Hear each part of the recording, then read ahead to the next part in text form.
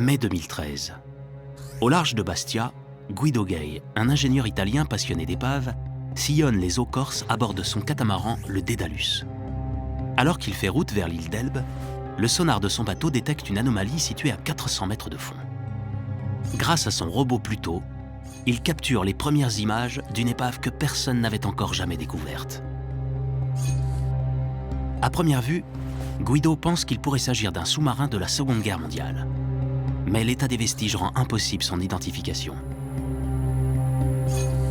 Guido pense qu'il s'agit d'un sous-marin parce que dans son vidéo, la visibilité est très mauvaise, mais on arrive à voir un élément central qui pourrait faire penser à un élément d'un sous-marin de la Deuxième Guerre, selon lui. Peut-être l'intérieur d'un kiosque d'un sous-marin, et surtout, selon lui, cette épave, il fait au moins 60 mètres de longueur. Donc ça pouvait effectivement correspondre dans les dimensions à un sous-marin de la Deuxième Guerre. Et les images sont très mauvaises, pas claires, donc on décide d'inspectionner ces sites qui semblent très intéressants, qui est à l'apparence très détruits, pour avoir des meilleures images, plus de détails, et voir si on peut repérer quelques objets qui nous donnent des indices sur la datation du site.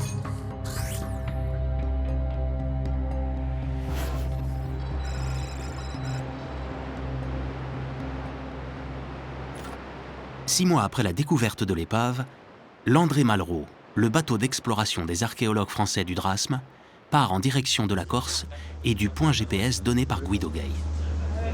C'est bon, prêt.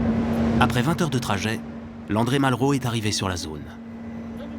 L'équipe prépare le robot Perseo pour la plongée. Grâce à ses bras articulés et à ses pinces, les archéologues vont tenter de prélever des vestiges de l'épave. Ouais, c'est bon. Faut qu'il avance, faut qu'il avance. L'opération de prélèvement sera supervisée par Michel Lourd, directeur du Drasme. Il faut qu'il revienne un peu dans l'axe là.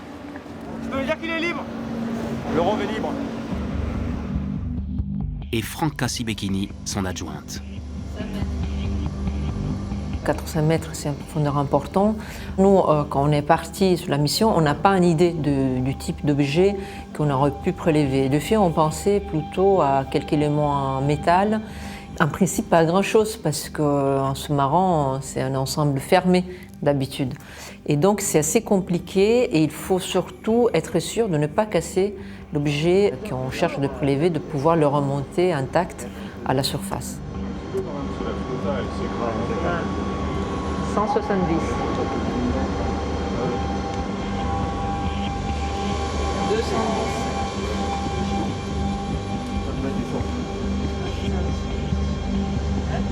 30 mètres du fond.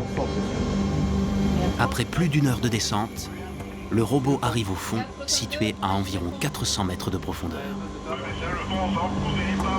Alors attends, on est sur le sédiment là. Là, les congres, ils sont curieux. Accompagné par d'énormes congres peu habitués à être dérangés par ce genre d'engin, le robot arrive immédiatement en vue des premiers vestiges. Il a eu peur, il s'est tapé. Alors, voilà. Voilà, on commence à le voir. C'est quoi ça? Je ne sais pas, c'est un truc de vanne apparemment. Je sais pas ce que c'est, il y a un truc à l'intérieur, je sais pas. C'est métallique. Okay. C'est de la tuyauterie, il faut aller sur l'épave parce que là... Dans tous les cas, je l'ai pris. Hein. Là, apparemment, il est quand même très très explosé. Il y a du mobilier, il y a des tuyauteries qui sont très à l'extérieur. En tout cas, il a effectivement souffert. Hein. Il y a des morceaux partout, tout autour.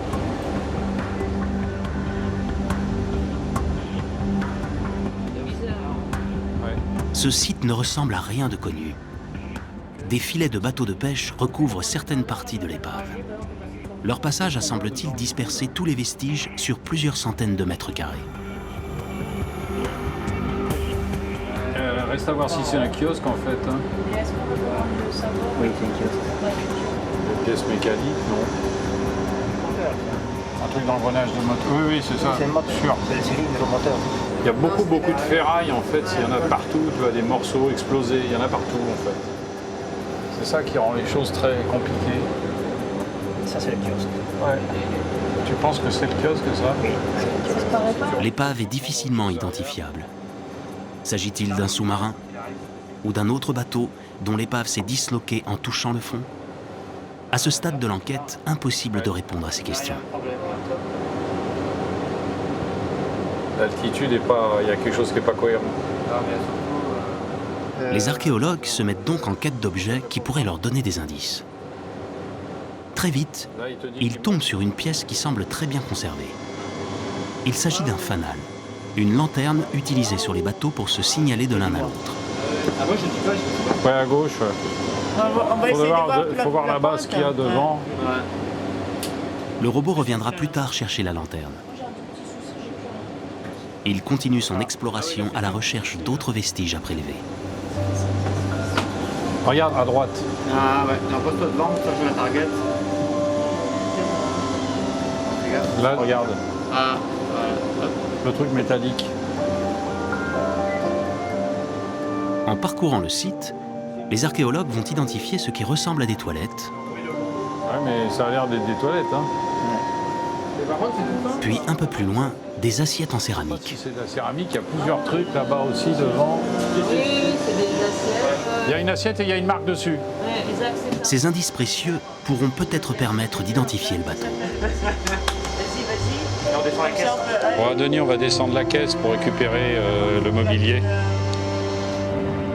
Vas-y.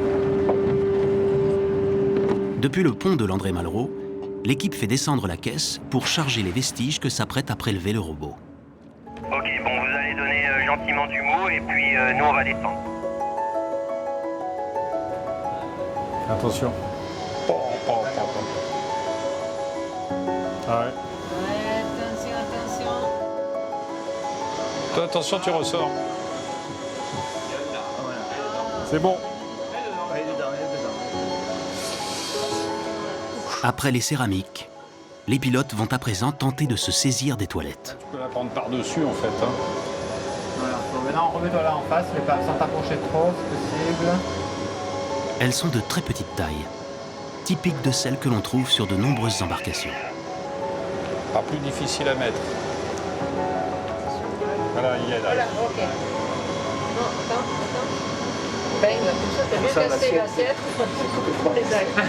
Ça pèse pas lourd, ça. Et quand on le voit, ils sont pas contents. Après avoir chargé les toilettes dans la caisse, les deux pilotes vont tenter de se saisir de la lanterne, sans doute le vestige le plus rare du site. Elle tourne jusqu'à combien, ta pince? Là, je peux la mettre comme ça. Ouais, voilà.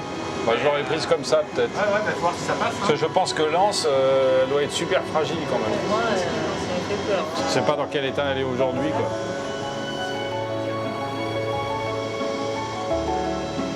Je sais pas où tu l'as. Non, elle tombe là. Ah, remarque là maintenant. Un peu à gauche, ouais, elle doit être.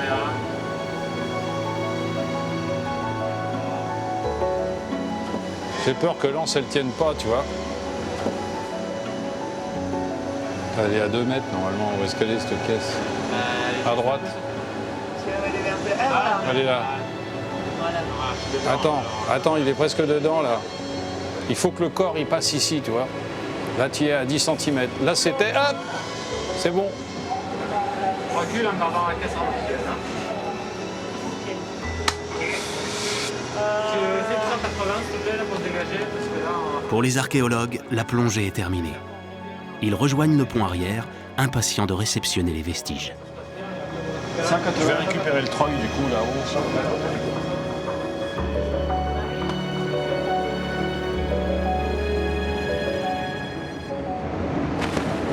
Un plongeur est envoyé à l'eau pour éviter tout risque d'incident au moment où la caisse va arriver à la surface.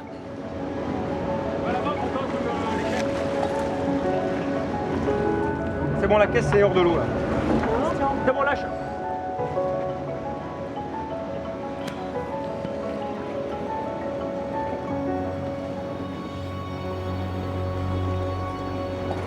On va le mettre directement au lavabo là-bas.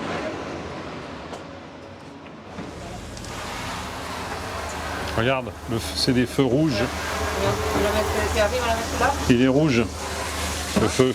Tu vois? Ouais. Et là, il n'y a pas de marque, rien.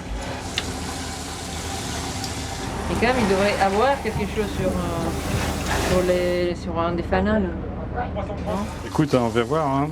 Déjà, le type de la cuvette, Je crois que le matériel, c'est les mêmes. Hein. C'est la faïence, pardon. En tout cas, ça c'est intéressant à voir parce que c'est un fanal Oui, c'est les mêmes. avec des feux rouges. Alors, est-ce qu'ils utilisaient un fanal à main, tu vois, pour faire des... Pour faire des signaux, c'est possible. Hein. De manière générale, la quasi-totalité des objets qu'on sort d'une épave, la première des précautions, c'est de réimmerger tout de suite, en attendant de prendre des décisions sur les modes de conservation préventive, puis ultérieurement sur la conservation définitive. Ben, là, si tu as de la chance, Oui. il a écrit quelque chose. C'est une plaquette appliquée. Ah ouais. Ah, là, Il a écrit. Là, il y a un truc. Et c'est une écriture qui est rétro, du coup. Alors, attends, c'est curieux parce que... On amène... Bon, en tout cas, ça va parler, c'est sûr. Il faut juste qu'on ait une lumière, une glace. Vas-y. Mais il faut la lumière, je pense. Vas-y, mets la glace, on va regarder ce que ça fait. Par contre, moi, je peux pas voir, là. Vas-y. Attends, là, c'est bon. C'est L, C, Il y a un M après. I. Et après, quelque chose qu'on n'arrive à parler.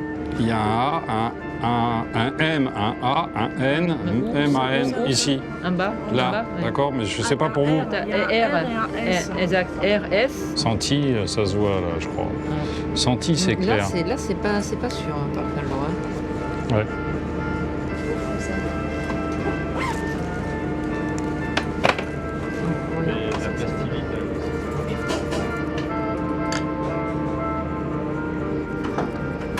Enfin, Moi, je dirais que c'est AT, je dirais que c'est assez... Ouais, ça ressemble à AT, senti, ça me paraît... C'est sente, c'est sûr, et je pense que c'est un I le dernier, parce qu'il n'y a pas beaucoup de place. Diessier... La mission de Landré Malraux est terminée. Elle n'a pas permis d'identifier le bateau, mais la plongée a pu donner de précieuses indications aux archéologues. C'est sûr, donc il est couché sûrement. J'étais très surprise par les images, que déjà les choses qu'on arrivait à voir. Les sites étaient très détruits, mais tout ce qu'on arrivait à voir ne faisait pas vraiment penser à un sous-marin, et encore moins un sous-marin de la Deuxième Guerre. C'était très abîmé, on voyait presque l'intérieur, comme si une partie du revêtement métallique du navire avait été arrachée. Et après, même les objets qu'on avait vus, oui, c'est vrai, les toilettes, c'était petites, rondes, comme on utilisait aussi dans les sous-marins, mais c'était des objets curieux qu'on n'imagine pas dans un bateau de guerre. Et plein de petits détails, même de la machine, toute cette tuyauterie qu'on voyait un peu partout. Bien sûr, oui, un sous-marin, il y a beaucoup de tuyaux un peu partout, mais c'était trop et c'est un peu archaïque comme structure. Donc moi, personnellement, j'étais très très perplexe sur cette identification et tout me semblait trop vieux, trop abîmé pour être un sous-marin de la Deuxième Guerre. C'est une lampe, hein? Même la forme, c'était quelque chose qu'on aurait pensé à un type de bateau qui était dans l'eau depuis bien plus longtemps, au moins un siècle, plutôt qu'un bateau métallique qui a fait quoi, 50, 60 ans dans l'eau. Donc, je ne sais pas, on était plutôt à la limite sur des bateaux de la Première Guerre, ou même plus anciens du 19e siècle. Il y a un décor, il y a une assiette entière.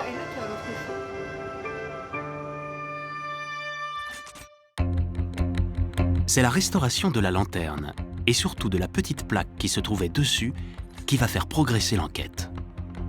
Elle va révéler le nom complet de son fabricant, un certain Monsieur Senti, opticien installé à Marseille.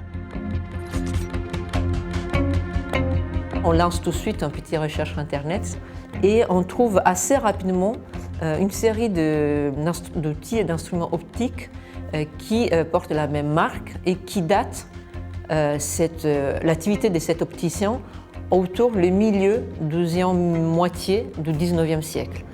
Ça, c'est un indice super important parce que déjà, on a une ville, Marseille, et une datation 19e siècle pour cet objet. C'est une nouvelle mission en mer, en novembre 2014, qui va permettre d'en savoir plus sur cette mystérieuse épave. Cette fois, Franca est à bord de l'Octopus, un bateau d'exploration sous-marine propriété de Paul Allen, cofondateur de Microsoft et passionné d'archéologie. La première chose à vérifier, c'était les dimensions exactes du site et avoir des images de meilleure qualité, plus précises par rapport à celles qu'on avait réalisées, nous, en 2013 avec Landry Marron. Et là, on a eu cette occasion de pouvoir travailler pour quelques jours en collaboration avec l'Octopus de Paul Allen, qui avait à bord un sonar de grande précision. Et c'est grâce à cette image très précise et très belle que nous avons eu la silhouette précise du bateau et ses dimensions. Et c'est à ce moment-là qu'on a vu que l'épave ne faisait qu'à peu près, même pas 40 mètres. Et ensuite, on a profité aussi d'une meilleure visibilité et donc on a pu examiner et voir beaucoup mieux la structure du bateau. Les tuyauteries, mais surtout toute la partie avant. On voyait bien qu'effectivement, il s'agissait d'un bateau en partie en bois. Donc on voit à certains moments même un mât, clairement un mât en bois du bateau. Donc c'était au moins un bateau à propulsion mixte, voile et peut-être autre type de propulsion, on ne savait pas. À l'époque, je ne savais pas encore. Certes, cet élément central qu'on avait pris en premier moment pour un kiosque, il commençait de plus en plus à rassembler à l'intérieur d'une machine à vapeur. En remettant ensemble les images sonars et toutes les images qu'on a pu tourner avec les ROV de l'Octopus, on était plutôt en face de l'épave d'un vapeur, et d'un vapeur assez ancienne, donc plutôt 19e, et sans doute pas un sous-marin. Ce que les archéologues avaient initialement pris pour un kiosque de sous-marin était en réalité une partie de la machine à vapeur du bateau. Restait alors à trouver le nom d'un bateau à vapeur de 37 mètres de long, coulé au large de Bastia, dans le courant du XIXe siècle.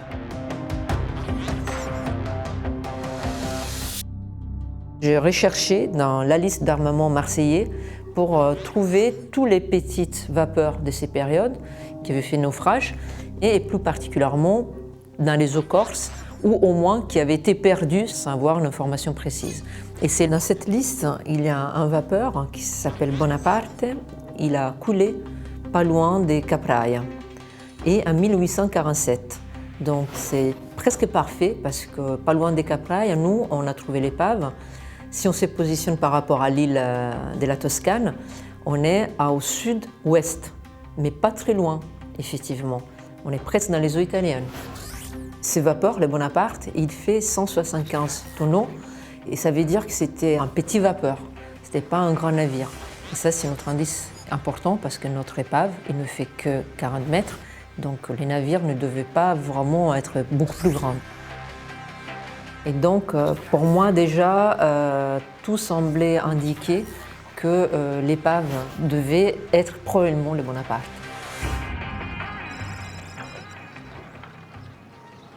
Franca se rend à la Chambre de commerce de Marseille.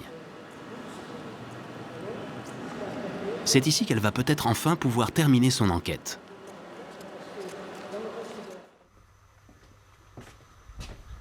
Patrick Boulanger est le responsable des lieux. Il va aider Franca à remonter le temps en retrouvant les archives du Sémaphore, le plus ancien journal de Marseille dont les premiers numéros remontent à 1827.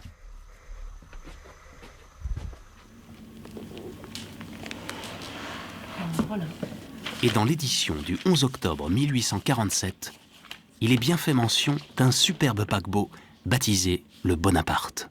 C'est le premier voyage, c'est l'annonce du départ du superbe paquebot de Bastia. 13 jours plus tard, dans le numéro daté du jeudi 24 octobre 1847, un petit encadré raconte la fin tragique du Bonaparte. Le paquebot poste le Napoléon, venant de Corse, entré samedi matin dans notre port, nous a apporté la nouvelle d'un sinistre des plus déplorables. 2 bateaux à vapeur de la compagnie Valérie, le Bonaparte et le Comte de Paris, se sont rencontrés de nuit et par un temps orageux dans le canal qui sépare la Corse des côtes d'Italie, dans les parages de Capraia. Le choc a été si violent que le Bonaparte a sombré immédiatement. Malgré la promptitude des mesures employées pour transborder l'équipage et les passagers, 3 personnes, dont un chauffeur et 2 passagers, ont péri.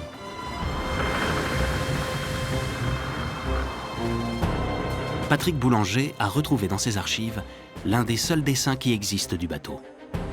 Après 2 ans d'enquête, Et après avoir découvert ces vestiges éparpillés à 400 mètres de profondeur, Franca peut enfin découvrir à quoi ressemblait le Bonaparte avant d'être envoyé par le fond.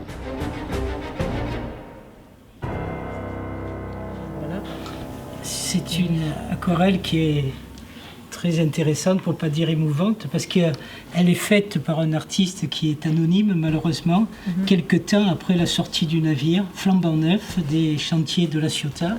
Donc c'est certainement un Provençal qui l'a réalisé. C'est un navire qui comptait dans son temps, et il le représente. Oui, c'était l'innovation technologique de l'époque. Et on s'aperçoit par la hauteur des membres de l'équipage qu'on a à peu près un navire de 37 mètres.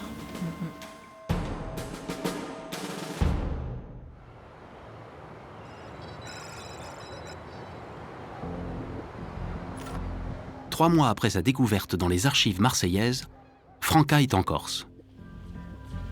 Elle est venue y rencontrer Jean-Christophe Liccia, historien. Après un travail de recherche dans les archives corses du XIXe siècle, Jean-Christophe a retrouvé les rapports de naufrage du Bonaparte qui contiennent les récits des événements racontés par les deux capitaines et le propriétaire des bateaux, la Compagnie Valéry. Sur le Comte de Paris, elle avait 151 passagers et 18 membres d'équipage. Sur le Bonaparte, il n'y avait que 26 passagers et 18 membres d'équipage. Les deux bateaux sont partis le même jour en sens inverse. Donc le premier, le Comte de Paris, qui était un vapeur 45 mètres de long, un bateau récent qui avait un peu plus d'1 an. Donc il quitte Livourne le 14 octobre 1847, il est 18h, direction de Bastia. Et en sens inverse, on a le Bonaparte qui quitte Bastia à 22h, en direction de Livourne. Aux alentours de minuit, les deux bateaux se rapprochent de l'île de Capraia, située au large de la Corse. La rencontre va se faire à environ 10 000 nautiques au sud-ouest de l'île. Les bateaux vont se retrouver face à face, ils se voient. Donc les rapports disent qu'ils se voient à l'avance, donc c'est pas du tout, il n'y avait pas de brume, ou il n'y avait pas de problème de météo, la mer était très calme. Et donc quand les bateaux se rapprochent, le comte de Paris se rend compte que le Bonaparte est en train de croiser sa route. Il va ordonner de virer à droite pour l'éviter. Mais le capitaine du Bonaparte se trompe de manœuvre. Au lieu de virer sur tribord pour s'écarter de la trajectoire du comte de Paris, il vire sur bâbord. Les deux bateaux étant lancés à vive allure, la collision ne peut être évitée. À minuit et demi, le Bonaparte coupe la trajectoire du comte de Paris qui éperonne l'arrière du bateau. Le rapport dit que le capitaine descend vite en bas, il voit que la cale, il y a de l'eau qui rentre, et donc il faut évacuer à tout prix, il lance une chaloupe à la mer, et très rapidement, le comte de Paris, qui s'est dégagé quand même, va se mettre en parallèle au Bonaparte, de manière à procéder à l'évacuation. Les passagers du Bonaparte, qui n'ont pas pu monter à bord de la chaloupe, parviennent à rejoindre le bateau. Grâce à la manœuvre du comte de Paris, sur les 44 personnes présentes à bord du Bonaparte, 41 seront sauvées et 3 seront emportées par les flots. 1 heure après la collision, le Bonaparte sombre définitivement dans les profondeurs.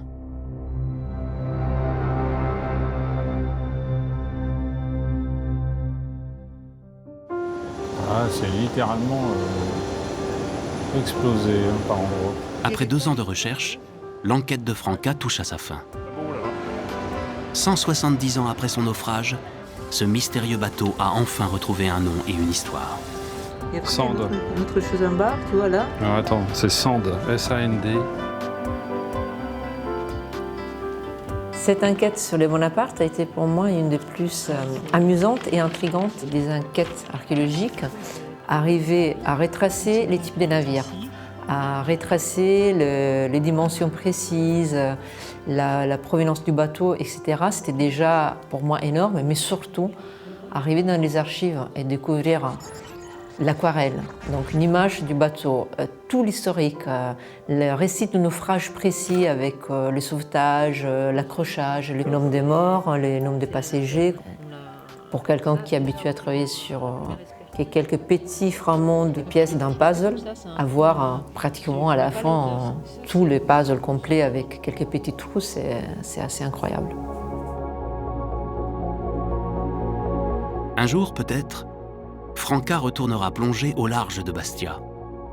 Elle a déjà en tête quelques vestiges du Bonaparte qui reposent à 400 mètres de profondeur et qu'elle rêve de prélever. Comme cette grosse pièce en bronze qui était auparavant accrochée au mât du bateau.